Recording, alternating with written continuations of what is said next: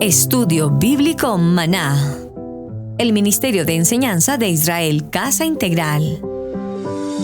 En este estudio exhaustivo del libro de Romanos, desde una perspectiva toraica. Enseñado por la pastora Pili Alfaro.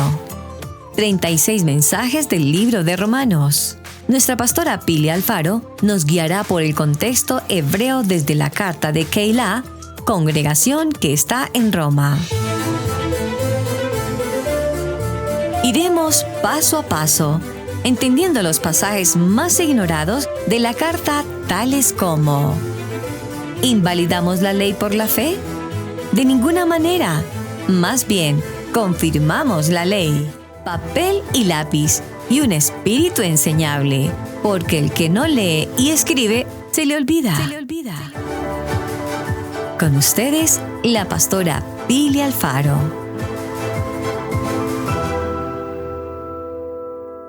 Hoy vamos a la segunda parte de la introducción. Miren, amados, yo no puedo empezar el libro de Romanos sin introducirlo, como lo estoy haciendo en este momento.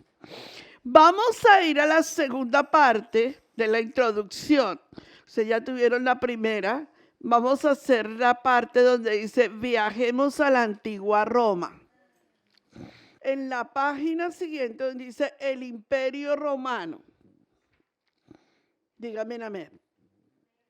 Todos en las naciones están ubicados. ¿Sí? Muy bien. En esa imagen en blanco vamos a llenar lo siguiente. Ahí está. Roma, la ciudad de las 7 colinas. Escríbanlo allí.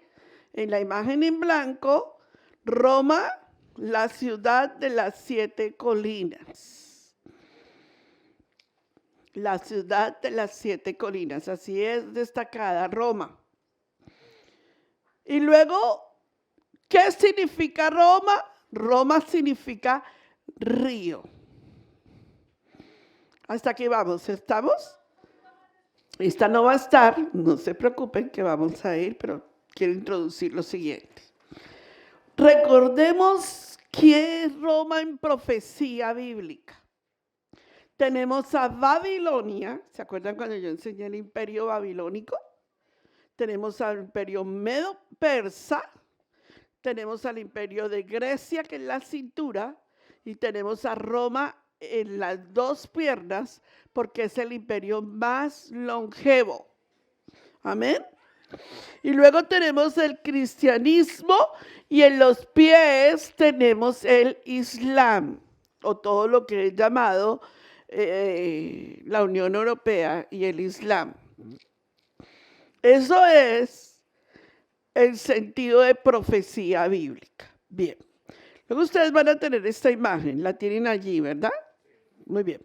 El marco histórico y el marco bíblico. Hoy vamos a hablar del marco histórico.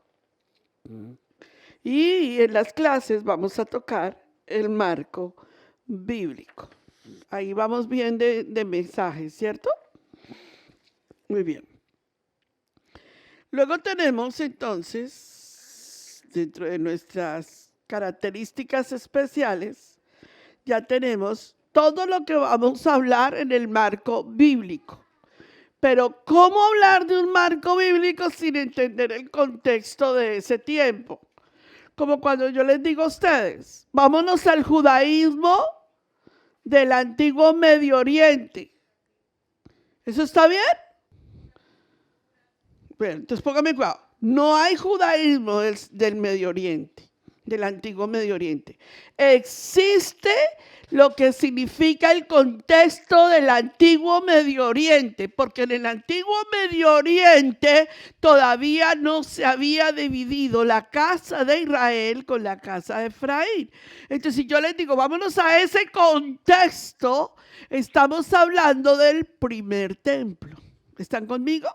Y cuando hablamos de ese primer templo, hablamos de características geográficas, históricas, económicas, científicas, arqueológicas de ese tiempo. ¿Sí o no? ¿Me hago entender? Eso es como decir hoy, Si yo le digo, vámonos a los años 80, era bota campana, era la época de los hippies, no, eso era los 60, eso era la época del rock and roll, ¿cierto? Toda esa época tiene un marco histórico, geográfico, político y económico. Entonces, lo mismo pasa en la Torá. Hay un judaísmo del segundo templo, que es en los tiempos de Yeshua. ¿Están conmigo, verdad? Ahí todo cambia. Arqueológicamente, geográficamente, económicamente, gubernamentalmente, todo es diferente. Y cuando yo hablo, vámonos ahora a lo que es el judaísmo después de la destrucción del templo, todo cambia. ¿Están conmigo? Gracias por el amén. Entonces, para estudiar el libro de Romanos tenemos que ir al judaísmo del segundo templo, porque en el judaísmo del segundo templo está la base para entender el libro de Romanos. ¿Están conmigo, verdad? Bien. Entonces, ahí les estoy pasando las gráficas, ustedes van conmigo. Resulta que cuando vemos ese judaísmo del segundo templo, ahora vamos a escudriñar Roma. ¿De dónde nació Roma? ¿Por qué Roma? ¿Verdad? Bien, vamos todos a la lectura. Ustedes sigan la lectura conmigo, la tienen escrita en sus libros. Y luego yo, si hay un micrófono por aquí cerquita, yo le digo, fulano de tal, sigue la lectura. ¿Está conmigo? Hace más de 2000 años, los romanos vivieron en Italia. Según la leyenda, se pensó que su origen provenía de los hermanos gemelos Rómulus y Remus, quienes construyeron la ciudad de Roma en el 753 antes del Machía. ¿Se dan cuenta por qué es judaísmo el segundo templo? Porque esto es antes del Machía. Subraye. Le voy a preguntar la fecha. 753 antes del Machía. Pero se cree que esta falsa creencia, ya que es más probable, es que los romanos descendieron de sus vecinos poderosos, los etruscos. Como usted es tan versado en Biblia, sabrá de dónde vienen los etruscos. Quienes fundaron la ciudad y gobernaron Roma hasta que fueron expulsados en el 510 antes del Machía. Todos lean. Roma fue una república, aunque en 27 antes del Machía, después de una gran guerra civil y gobernado por el emperador Augustus, se convirtió en imperio, siendo considerado en aquella época como el imperio con más éxito que había existido. Su enorme imperio abarca desde Gran Bretaña hasta Egipto y dominó el Mediterráneo durante mucho tiempo. Fue una civilización innovadora en las instituciones políticas y las obras de ingeniería. Más abajo usted ve un gráfico. Ahí hay un mapa. Llénelo, porque acabamos de leer y tiene que ver con lo que leímos. La pregunta, ¿los romanos vivían en? Muy bien, así me gusta. Pilosos. Los romanos vivían en Italia. ¿Dónde? ¿A dónde pertenece Italia? A la península itálica. Ahí lo leímos, ¿verdad? Ahora tome una flecha, en su mapa no está, y usted señale como lo está viendo ahorita en el mapa, dónde era el centro de Roma, la itálica. Sumamente importante para lo que le voy a explicar con los viajes de Pablo. ¿Están ahí, verdad? Muy bien. Hasta aquí vamos bien. Vamos entendiendo historia. Y a nosotros nos encanta la historia. Vamos a leer entonces.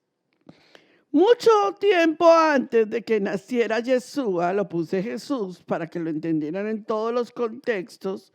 Mucho tiempo antes de que naciera Yeshua en Belén, había en Italia un rey llamado Numitor. El hermano de este rey se rebeló contra él y le destronó.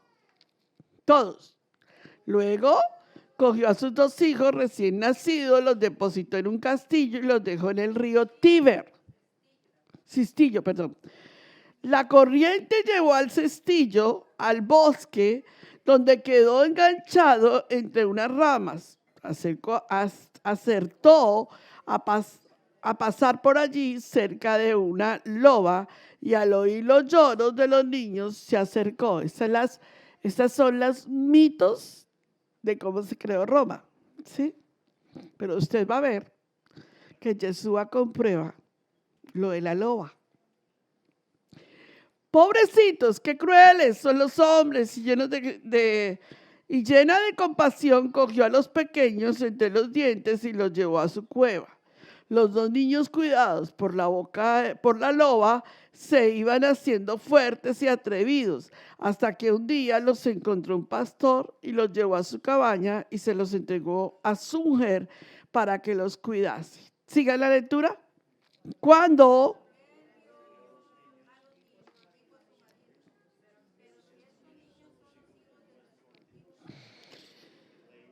Y como había sido un rey muy querido, la mujer cuidó de los niños con mucho gusto.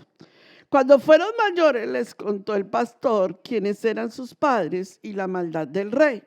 Ellos entonces reunieron un ejército y le declararon la guerra.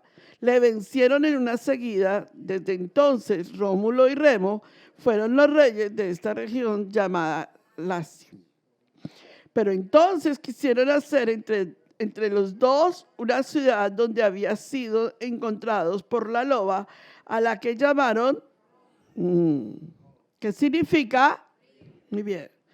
Rómulo eligió una de las 7 colinas que dominaban el sitio y con un arado trazó un surco circular, sagrado según los ritos. Y el Porerium, a cuya vera más tarde se construiría la primera muralla, pero luego esa ciudad se hizo más grande y ocupó otras 6 colinas cercanas, y por eso se le llamó la ciudad de las 7 colinas. Esa es la leyenda de Roma. Usted va a Roma y esta es la leyenda de Roma. Amén. Y usted dice, qué cosas tan raras, pero esta es la leyenda de Roma. Amén. Bien, excelente. Cuando a Yeshua le preguntaron acerca de Roma, él dijo, vayan y díganle a la loba, ¿quién está aquí? Increíble, o sea, como Yeshua dijo, ok, si esta es una leyenda, díganle a la loba, ¿quién está aquí? Bien, vamos ahora a profecía bíblica. Roma. Yo voy dando la cita y usted corre a buscar la cita. Si quieren, tomen nota de las citas, porque esto es base fundamental del examen que voy a tener. La profecía de Roma. Descifremos el conflicto espiritual. ¿Quién es el anticristo? ¿Quién es el falso profeta? ¿Y quién es Roma? Entonces todo el mundo decía, no, el anticristo es el Papa. No, el anticristo no es el Papa. No, es que el falso profeta es la Iglesia Católica. No, el falso profeta es Mahoma. Entonces, Roma, ¿quién es? Babilonia, la grande, la madre de las rameras. Porque todos los dioses paganos descendieron directamente de Babilonia a Roma. Y Roma es llamada la Babilonia, la grande, la madre de las rameras. Todos Apocalipsis, capítulo 17, verso 15. Díganme amén. Y díganme qué dice, pero todos juntos porque necesito que huelen a pájaro para llegar a donde voy a ir. No, ustedes no tienen esta gráfica, Ustedes toman nota. Apocalipsis 17:15. Además el ángel me dijo, las aguas que has visto donde está sentada la prostituta son pueblos, multitudes, naciones y lenguas. ¿En qué está sentada? En un río. ¿Cómo se llama? ¿Qué significa Roma? Río. Ella está sentada en un río, en las aguas. La Biblia dice que la descripción de esa Babilonia está sobre la ciudad de las 7 columnas. Todos Apocalipsis capítulo 17, verso 9. ¿Alguien más que lea? Esto para la mente que tenga sabiduría. Las 7 cabezas son 7 montes, sobre los cuales se sienta la mujer. Muy bien. 7 montes, 7 cabezas. Esa mujer se sienta allí. Está descrita como la Babilonia la Grande. Es la falsa religión mundial. ¿Dónde lo dice? Apocalipsis 17, 5. ¿Alguien que lo lea? Apocalipsis 17, 5. Apocalipsis 17, 5. Y en su frente un nombre escrito, un misterio. Babilonia la Grande, la madre de las rameras y de la abominación de la tierra. Dice la Biblia que los reyes de la tierra la abandonarán. Alguien más que lea Apocalipsis 17, 16. Dice que la abandonarán. Los 10 cuernos que has visto y la bestia, estos aborrecerán a la ramera y la dejarán desolada y desnuda. Comerán sus carnes y la quemarán con fuego. Esta es la profecía de la carta que vamos a estudiar y de todo lo que hay detrás de esta gran ramera. Está conmigo, ¿verdad? Ahí es donde Pablo está mandando sus cartas. Y ese es el conflicto bélico de Pablo en ese momento. Y vamos a ver si sigue siendo el mismo conflicto bélico. Usted observe el mapa y coloree la zona sombreada, a ver si lo alcanzan a ver dentro de la imagen, la zona sombreada que corresponde a la extensión del Imperio Romano en el siglo II era vasto.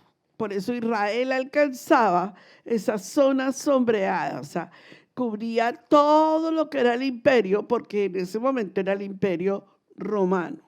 ¿Hasta aquí estamos? Muy bien. Bien. Roma consiguió, ahí estaremos en las imágenes, Roma consiguió conquistar muchos territorios gracias a su potente ejército formado en un principio por unos 4,200 soldados bien entrenados y muy disciplinados que se llamaron como legionarios. ¿Se acuerdan del centurión, verdad? Entonces quiere decir que las personas que estaban a cargo de ese centurión eran centenas de personas. Por eso es tan importante cuando él le dice, el centurión le dijo a Jesús, yo doy una orden y se cumple. Porque había una legión detrás de él en orden. Bien, los romanos hablaban español, latín. ¿Hebreo? No, latín. Eso es importante, amados. Por eso el letrero que llevaba Jesús en la cruz tenía ¿cuántos idiomas? 3. ¿Cuáles? Y griego. Muy bien, excelente. Eso quiere decir que están pilos. Ese latín, ¿verdad? Eran lenguas europeas y entre ellos estaba el español, el italiano, el francés, el portugués, el romano, el gallego y el catalán. Eran los dialectos. Ajá. Pero la base fundamental era el latín. ¿Hablaba Jesús latín?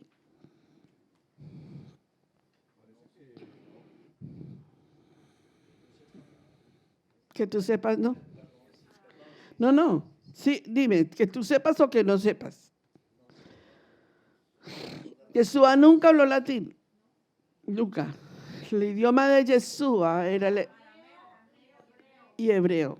La ciudad romana, vamos a hablar entonces, las ciudades de Roma. Vean el documental. Vamos a la primera parte del documental. Les pregunto el documental para contestar la sopita de letras que les tengo. Hola amigos, bienvenidos a un nuevo vídeo de Happy Learning. Hoy vamos a conocer el Imperio Romano. Cuenta la leyenda que Roma fue fundada por Rómulo y Remo, dos hermanos que habían sido criados por una loba. Pero eso es solo una leyenda. Roma se fundó hace casi 2800 años, con la unión de varias aldeas de Italia. Al principio fue una monarquía. Los que mandaban eran los reyes. Pero más tarde se convirtió en una república. ¿Sabéis qué es eso? Una república es una forma de gobierno donde no hay reyes, sino que los políticos toman las decisiones que creen convenientes. La República de Roma duró varios siglos, hasta que hace unos 2000 años empezó lo que conocemos como el Imperio Romano. En un imperio todo el poder está en manos de un emperador, que es como un rey de reyes. Los romanos conquistaron todas las naciones del Mediterráneo: Grecia, Egipto, Siria, Francia, Alemania y también los pueblos íberos y celtas de Hispania. Llegaron incluso a Britania, lo que hoy es Inglaterra. Pero, ¿cómo vivían los romanos? La sociedad romana se dividía en varios grupos. Los patricios eran los nobles, tenían mucho poder, eran políticos y militares, hombres ricos y poderosos. Por debajo de ellos estaban los plebeyos, el pueblo. Eran granjeros, artesanos y trabajadores en general. Y ya, por último, en la parte más baja estaban los esclavos, que solían ser prisioneros de guerra. La guerra era una actividad muy importante para los romanos. Sus ejércitos eran enormes y estaban formados por temibles soldados, llamados legionarios. Gracias a ellos, conquistaron todos los rincones del Mediterráneo. Los romanos, además, eran grandes ingenieros y arquitectos, y crearon ciudades muy ordenadas y con muchas comodidades. Tenían acueductos para llevar el agua de un sitio a otro, puentes para cruzar ríos, circos, teatros, balnearios y escuelas. Los niños romanos iban al colegio. Sí, como nosotros. También construyeron calzadas, que eran carreteras que permitían llegar de un lado a otro del imperio más fácilmente. El Imperio Romano acabó en el siglo V, cuando los germanos invadieron Roma. Fue en ese mismo instante, con la caída del imperio, cuando empezó la Edad Media. Pero esa ya es otra historia. Como siempre os decimos, es importantísimo conocer el pasado para entender el presente y mejorar el futuro. ¿No os parece? Porque hay niños que están viéndolo en este momento y quería que ellos lo entendieran todavía mejor. Y ustedes también, a veces hasta los muñequitos los entendemos mejor, ¿sí o no? Bueno, entonces estudiando nuestra ciudad de Roma, preguntémonos quiénes eran los esclavos en el momento en donde Roma estaba haciendo el auge total. ¿Quiénes eran los que estaban construyendo todos esos efigies y todos esos monumentos? Vamos a ver cómo era la ciudad de Roma. Allí está ustedes en la gráfica. Leámoslo, por favor. Dice, las ciudades romanas solían tener las calles muy importantes que necesito que lo lean ustedes ahí porque aquí lo tengo borroso. Exacto, gracias, hijo. Que cruzaban en forma de cruz. En ellas habían muchos lugares públicos donde se reunía el pueblo, foro o contra la ciudad del teatro, centros. Muy bien, veamos las termas. ¿Qué eran las termas? Las termas o baños públicos, porque en el tiempo del antiguo Medio Oriente, del judaísmo del segundo templo, como en el primero y como en el último y con el todo, con el primero, con el Mizcán, no había baños. Y la gente iba a un baño, o sea, habían públicos, no era que en su casa hubieran baños, habían baños públicos y todo el mundo se limpiaba con la misma esponja. Esa era la forma de las letrinas del judaísmo de Roma. Entonces allí vemos que habían baños públicos y eran edificios donde los romanos iban a bañarse, a hacer ejercicio y a tomar vapores y relajarse. Eran parecidos a los gimnasios actuales. Lean. Los termas o baños públicos eran edificios donde los romanos iban a bañarse, hacer ejercicio, tomar vapores y relajarse. Eran parecidos a los gimnasios actuales. Ajá. Las personas se bañaban en grupos mientras charlaban, hacían negocios y tomaban decisiones. Pero para ese tiempo ya Israel no era visto como lo que nosotros vemos como el pueblo de Adonai. En ese momento estaba toda la decadencia del pueblo de Adonai. Ya estamos hablando de un judaísmo, acuérdense de los tiempos de Judas Macabeo. Israel estaba en una crisis con los sacerdotes, había una crisis con la gente se había helenizado y estábamos en un problema de helenización. ¿Se acuerdan de eso? Muy bien, eso es muy importante. Estamos hablando del contexto para entrar al texto. Luego tenemos la del templo, ¿verdad? Los templos romanos están dedicados a diferentes dioses, de acuerdo con la mitología romana. Júpiter, Juno y Minerva forman la tríada capitolina, es decir, eran los más recurrentes y populares, aunque tenemos templos dedicados a otros muchos dioses del panteón romano, como por ejemplo Marte y Apolo, o Apolo. El templo romano se encuentra elevado sobre un podium al cual debemos acceder a través de unas escaleras. Cuando subimos las escaleras accedemos al pórtico. Algunas veces este pórtico es muy amplio y ocupa la mitad del espacio de la construcción.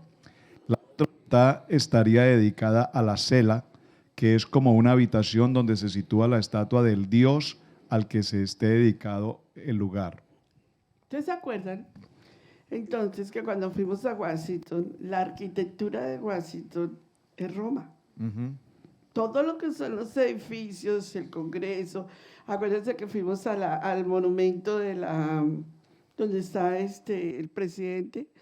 Fuimos allí al monumento de Lincoln y ustedes vieron que todo... ¿Sí? No Lincoln. Lincoln. Lincoln. Dije Lincoln. Dijiste Lincoln. Lincoln. Gracias, pastor. Cuando fuimos allí, ¿qué había? Toda la arquitectura era Roma. Todo el derecho canónico que rige en la mayoría del mundo es Roma, menos Israel.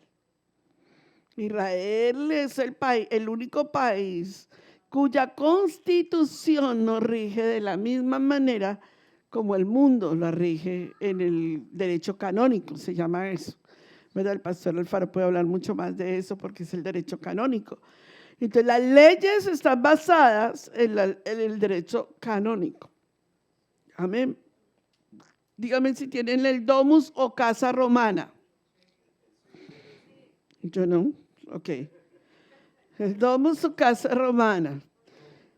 Todos. En el domus, cada habitación, todos, Cámbiala. salvo el atrium de uso común, estaba destinada a un uso concreto.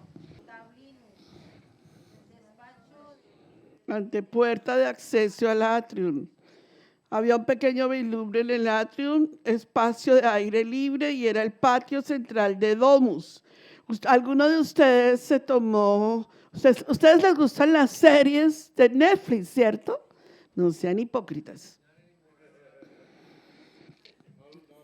Hay una serie que tuvo Netflix, que eso sí deben de verla. Claro, tienen que tener mucho cuidado porque esa es sin censura. Pero para mí es lo mejor que hayan hecho en cultura romana. La historia de todo lo que sucedía a nivel político, social, económico, religioso y todo lo que tenía que ver con los juegos de arena, ¿cierto? Todo esto es romano. Y la casa del Dominus era una cosa súper Sí, eran palacios enteros, pero domus eran gente, digamos, voy a la casa de Miguel, el domus, ¿cierto? Y él me dice, uy, el domus, pero era normal en las castas romanas, era algo que era la vida del domus. Cuando nosotros vamos a ver el domus que va a buscar a Pablo a la cárcel, pues es que ese no era cualquiera, ese era un hombre con poder y autoridad. Entonces, para entender castas, hay que entender primero toda la clasificación de las castas en Roma. Luego tenemos el teatro. Dígame que lo tienen. Listo, todo leyendo. La palabra se refiere al edificio en el que se celebraban las representaciones teatrales que forman parte de unos juegos públicos en honor a los dioses. Los días de su celebración se suspendían todas las actividades laborales en Roma para que todos pudieran asistir. Solo participaban hombres que representaban también papeles femeninos y siempre usaban máscaras. En España es famoso el Teatro Romano de Mérida. De Mérida. Muy bien. Perfecto. Ahora vamos al anfiteatro. El anfiteatro era otro. El anfiteatro era utilizado para recoger espectáculos, para acoger espectáculos y juegos. La diferencia con los teatros es que el anfiteatro es de forma circular u ovalada, mientras que el teatro es semicircular. El más conocido es el Coliseo de Roma, donde tenían lugar las luchas a muerte entre los gladiadores. Tenía una capacidad para 250.000 espectadores, más que cualquier recinto deportivo de la actualidad, aunque no solía quedar ni un solo asiento vacío. Tremendo. Ahora, la Biblia nos dice una particularidad que tiene Roma que la distingue de todo lo que es la profecía bíblica. Roma es la ciudad de las 7 columnas, Roma es la ciudad que está sentada en el río, la Babilonia, la prostituta, la madre de las rameras, pero tiene una particularidad que la hace que encontremos en ella la profecía bíblica. ¿Cuál creen ustedes que es? En Apocalipsis está, y lo hemos visto en muchas ocasiones, y eso la hace ser el ojo de profecía bíblica. De hecho, Roma va a ser destruida completamente. Esa es la profecía. ¿Cuál es la característica que tiene Roma?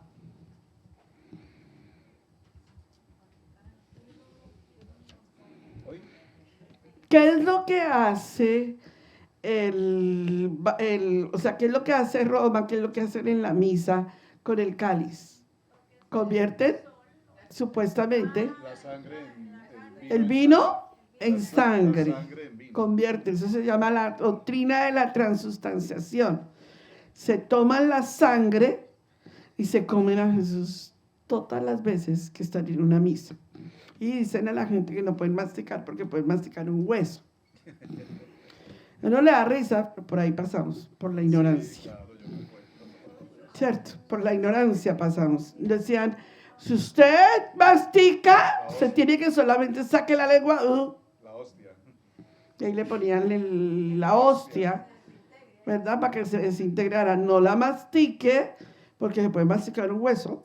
Eso se llama la doctrina de la transustanciación. Eso se llama canibalismo. Nos enseñaron que nos comíamos a Jesús, el cuerpo y la sangre, físicamente. Pero la Biblia nos dice que son símbolos, símbolo del cuerpo y símbolo de la sangre. El vino nunca se va a convertir en sangre. ¿Está conmigo? El vino es un símbolo, no se convierte en sangre. Entonces dice que esta mujer está ebria, todos Apocalipsis, capítulo 17, verso 6. ¿De qué está ebria? Vi a la mujer ebria de la sangre de los santos y de la sangre de los mártires de Yeshua, y cuando la vi quedé asombrado con gran asombro. Esta mujer se devoró y sacó sangre de los mártires de ese tiempo, la Roma. Acuérdense que todo lo que es profecía bíblica volverá a suceder. Yo quiero que ustedes entiendan que nosotros no estudiamos estos libros para ver qué pasó, sino como decían, para entender la historia, mirar el presente y poder arreglar y poder llegar al futuro, porque de lo contrario nos quedamos en el pasado. ¿Está conmigo, no? Veamos entonces, a la luz de la Torá, cómo es que esta profecía se cumple. Veamos.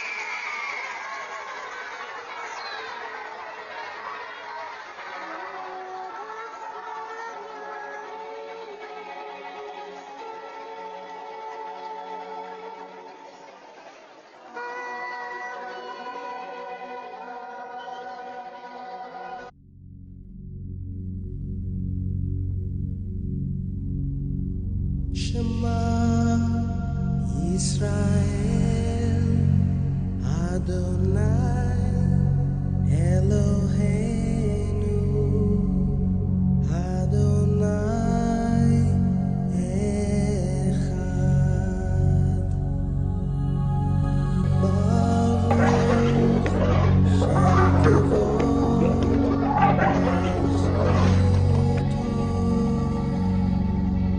Leolam Vaed.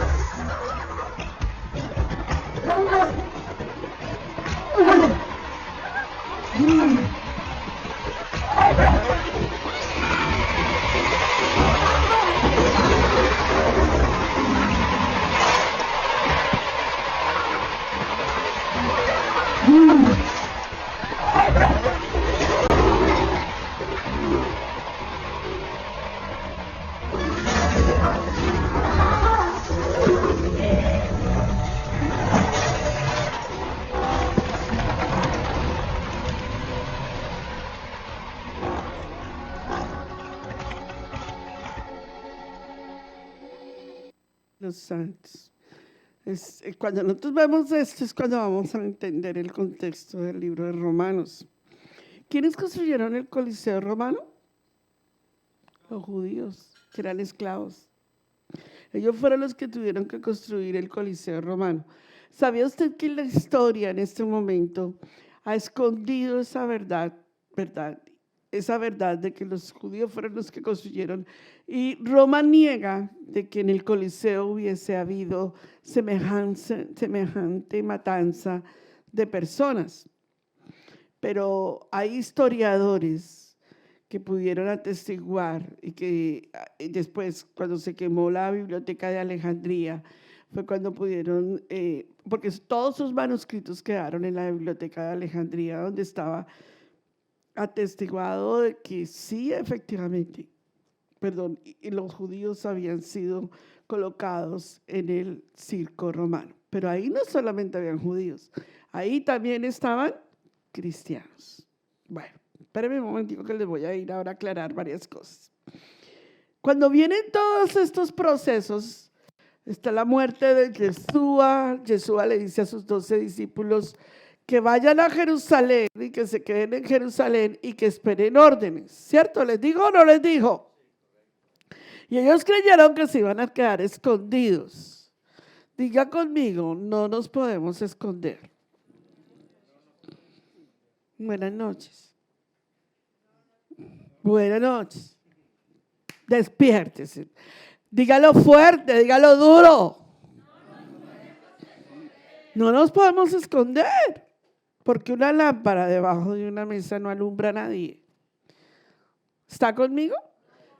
No nos podemos esconder. Entonces Adonai se dio cuenta que esos todos estaban escondidos y les dijo, por revelación o persecución. Y tuvo que tomar autoridad sobre esos 12 y enviarlos a Samaria y hasta los confines de la tierra. Muchos de los israelitas se quedaron adentro de Jerusalén, muchos cristianos y muchos judíos.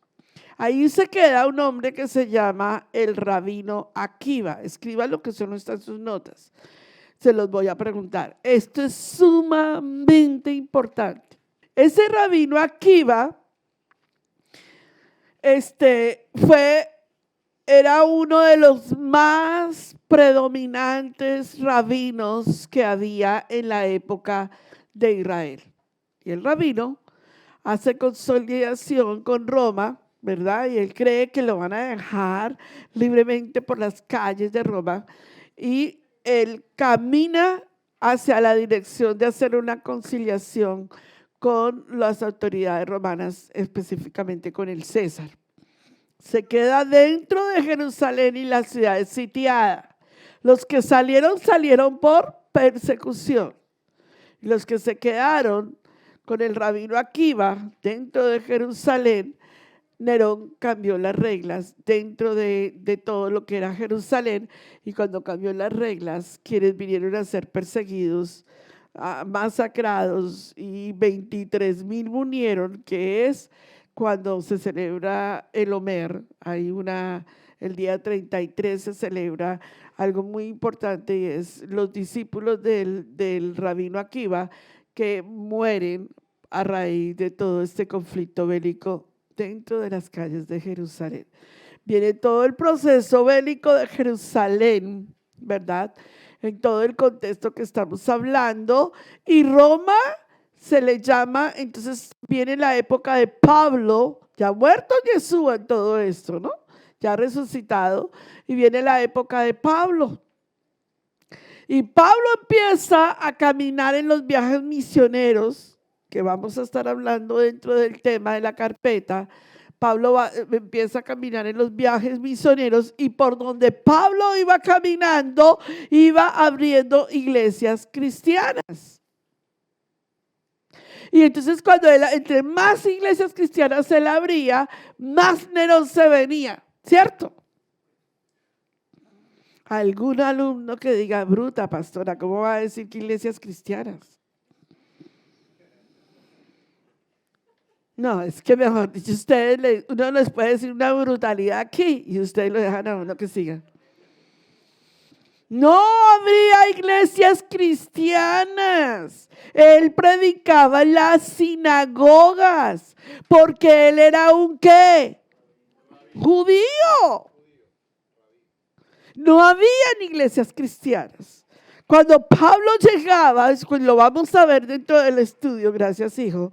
Cuando Pablo llegó, eso se llama Carta García. ¿Usted sabe qué es lo que es Carta García? Lo que yo hago con ustedes. Carta García, consígame el tablero. Él no se puede parar y decirme, ¿y cómo? No. Javier no me puede decir eso a mí. Consiga la llave, abra la puerta, saque el tablero, limpie el tablero y traiga ese tablero limpio. Entonces, Carta García. Nosotros tenemos que tener Carta García aquí en Israel, Casa Integral. Hermanos, vamos a hacer tal cosa, hágalo. Pastora, ¿cómo lo hago? Ese no es mi problema, ese es el suyo. Entonces, Carta García. Douglas, quiero una canción así. Y si no la quieren cantar, ese no es mi problema, Douglas. Cántela usted, dánsela usted, báilela usted, pero hágalo usted. Les voy a dar cartas Garcías acá. Dígalo, pastora. Una cosa es que yo la diga y otra cosa es que usted quiera obedecerla. Bien. Entonces, entrando en el tema, Pablo empieza a hacer sus viajes misioneros y lo que Pablo está haciendo en sus viajes misioneros es, ¿qué está haciendo? Una revolución, ¿cierto? Los viajes misioneros que Pablo hace provocan ¿qué? No.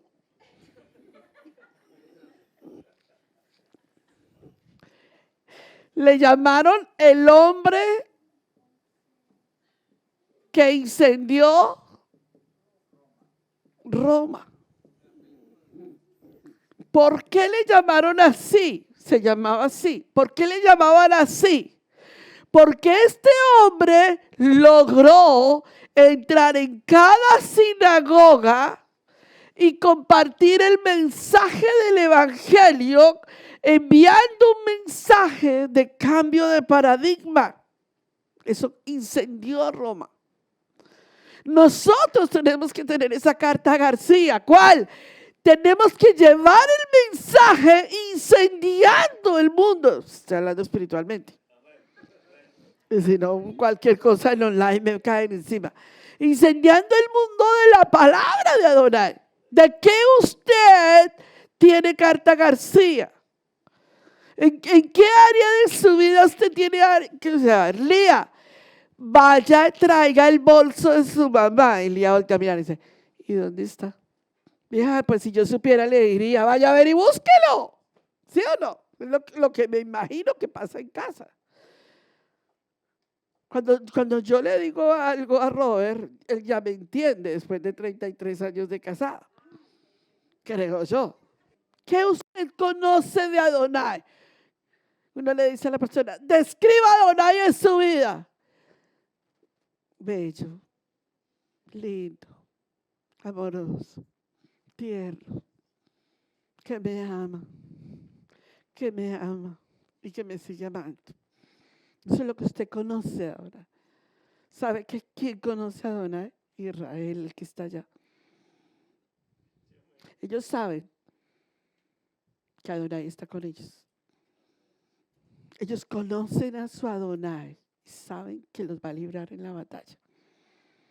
¿Saben cuándo es conocer una persona verdaderamente? Cuando le queremos escudriñar las escrituras, amar la palabra, aprender la palabra y vivir la palabra. ¿Están conmigo? Por eso el libro de Romanos no va a ser un libro cualquiera. Pablo entiende y reconoce y conoce al Señor de esa palabra. Tanto Pablo entiende la escritura que cuando incendia Roma, la incendia corrigiendo los errores de las enseñanzas de las escuelas rabínicas. Eso es lo que está haciendo. Entonces hace un incendio en Roma. Por un lado tiene las escuelas rabínicas. Por el otro lado tiene a los que están, a los discípulos, y eso me encantaría que usted que está, no me mire, tome nota, a los discípulos de Yeshua en Torah, que es diferente. Decir discípulo de Yeshua, ¿de qué? Un día yo le dije a Camilo, creyentes de Torah, y él me dijo, ¿creyentes de qué? Es muy importante, sí, tiene razón. Discípulos de Yeshua en Torah. Usted puede ser un discípulo de Yeshua, pero no en Torah. ¿Está conmigo? Entonces, por un lado tenemos las escuelas rabínicas, por el otro lado teníamos las sinagogas, ¿está conmigo? Y por el otro lado tenemos a César.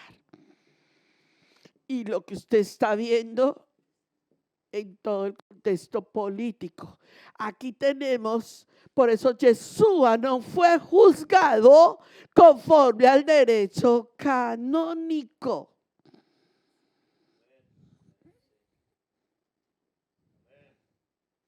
Ustedes me están mirando con esos ojos. Yeshua no fue juzgado por el derecho canónico. Lo llevaron ante Pilatos y Pilatos simplemente tomó la autoridad y dijo, se los entrego a los judíos, porque era un ciudadano y tenía que ser juzgado bajo la ley de la Constitución de Israel. Por eso ahora los rabinos en Israel que creen en Yeshua están haciendo lo que se llama el nuevo juicio político para mirar las fallas que Israel tuvo cuando juzgó a Yeshua en ese Sanedrín. ¿Están conmigo? ¿Lo vieron el video? ¿Sí o no? ¿No vieron el video? Ustedes parecen Carta García. ¿Vieron? ¿Qué? Me hacen reír ustedes. Yo se los mandé hace como 6 meses, les envié, les dije, vean este video. Carta García. Entonces, Pablo lo llamaron el hombre que incendió Roma porque la escuela rabínica estaba en contra de cosas que Pablo estaba enseñando, pero lo que él estaba haciendo era corrigiendo doctrina. ¿Está conmigo? César en Roma se va contra Pablo porque él cree que él es el hombre que está alborotando todo Israel. Y por el otro lado, Pablo se va a predicar a las sinagogas y muchos de las sinagogas se van a ser discípulos de Yeshua y otros se van en contra y son los falsos judíos.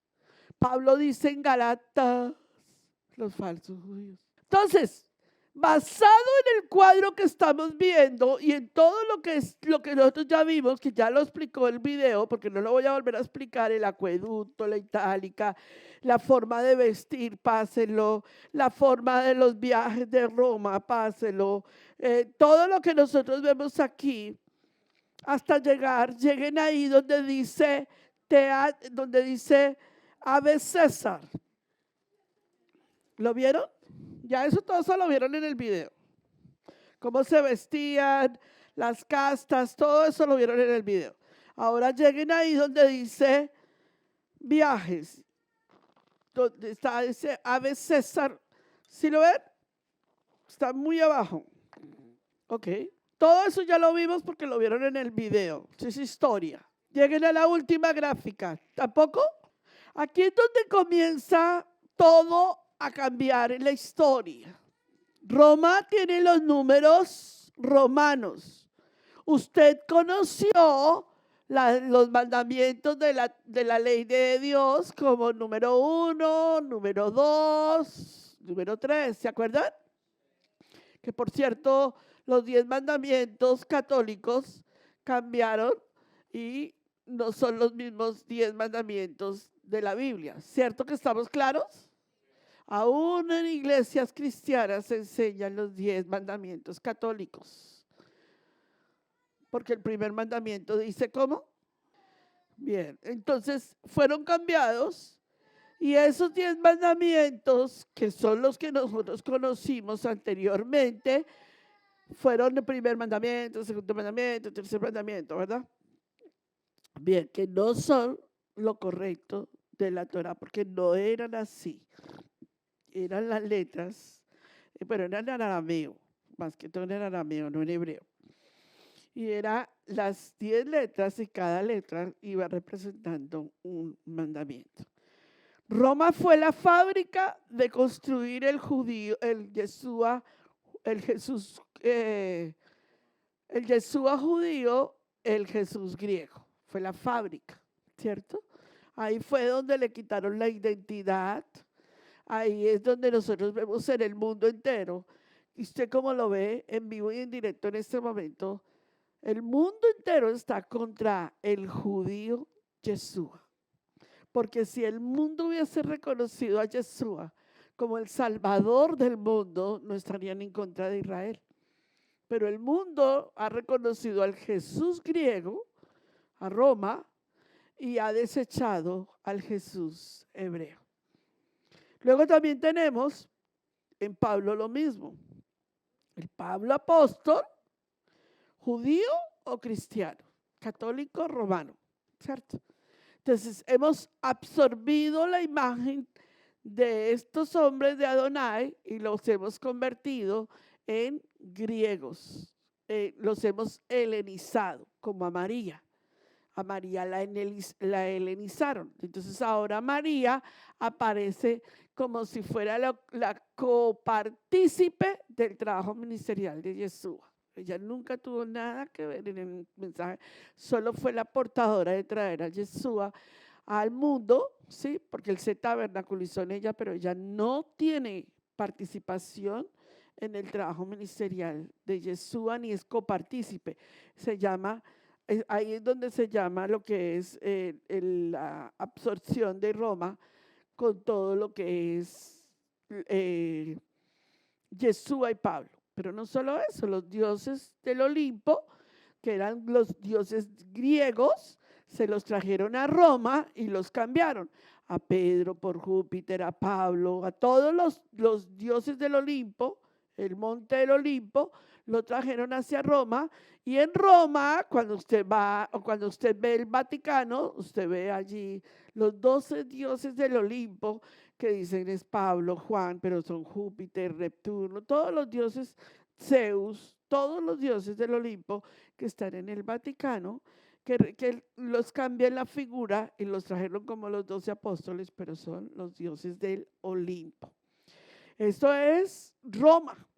Ahí es donde vamos a entrar en literatura con Pablo. Cita para recordar la semana entrante. ¿Cuál fue la de esta? ¿Qué dice? Invalidamos. Ajá. Muy bien. Ahora nos vamos a la segunda cita. Ahí la tienen en la página primera, ¿verdad? Donde está el bosquejo. A ver. Romanos 8:28. Todos, repítamela. Esta es la cita de esta semana. ¿Qué vamos a hacer esta semana? Entramos ya al libro de Romanos, ya 1:1. Pero vamos a entrar en el contexto de lo que hablamos ahorita durante estas 2 semanas. ¿Están conmigo? Dígame amén. ¿Invalidó la enseñanza de Pablo la Torá? No, dice que no. Realmente sí es cierto, la avivó. Fue el avivamiento de la enseñanza y la corrección de doctrina. Todos puestos en pie, ustedes me imagino en el bosquejo, tienen en la última hoja de este tema la oración, ¿o no? No. Sí. ¿Listos?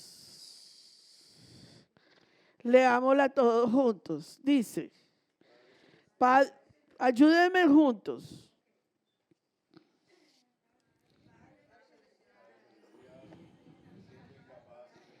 Libro magnífico de la Biblia. Sé que tiene tanto que decir y no hay manera de penetrar las profundidades de este libro. Pido que en las próximas semanas, mientras miramos Romanos, tú cambiarás nuestras vidas. Que esta sea una carta que cambie mi vida para que entendamos mejor tu plan para nuestras vidas a través de él. En el nombre de Yeshua HaMashiach te lo pedimos. Amén. Aleluya. Amados hijos, recuerden lo que les acabo de explicar. Si usted verdaderamente quiere una excelente intimidad bíblica, entrénese. Que usted le pase el aparato de la Biblia, digamos que le pasen un infrarrojo o que le pasen el aparato espiritual de lo que sea, y usted pase el examen y diga, este siervo tiene carta García, es el que escudriña, es el que busca, es el que entiende, es el que no pasa por delante cualquier cosa. Digan conmigo, ese voy a ser yo, Pastora Pili. Vamos entonces la semana entrante a la introducción, ahora sí, al día 1 del libro de Romanos. Shalom, shalom. Mateo 10, 6 al 7. Vayan mejor a las ovejas perdidas de la casa de Israel. Y al ir, proclamen, el reino de Yahweh está cerca. Suscríbete a nuestro seminario Raíces Hebreas.